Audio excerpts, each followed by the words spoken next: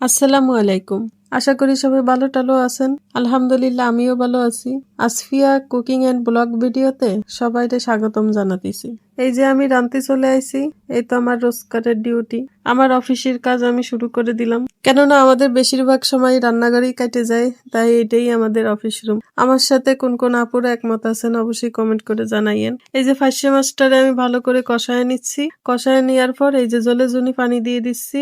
এই জলের পানি কিন্তু আমি আবার শুকায় ফেলবো, কেননা জল টোল আমরা তেমন খাই না, আর জল রাখলে কিন্তু ভালো লাগবে না। এগুলো ছিল কিন্তু গেরের ফার্স্ট মাছ। গেরের বা নদীর ফার্স্ট মাছ হলে কিন্তু খুব স্বাদ এবং মজা হয় আর কি।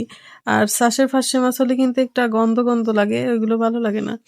এই তো আমি একটু নাড়াচাড়া দিচ্ছিলাম। খুন্তি দিয়ে বেশি লাড়াচ্ছি না, কেননা ভেঙে যাবে মাছগুলো। খুব তেল তেলে ছিল, তেলে ভরপুর। এই তো মাঝে মাঝে একটু ঢাকা দিয়েও রান্না করতেছিলাম, কেননা মাছটা যাতে ভালোভাবে একটু রান্দা টান্দা হয়, এই জন্য।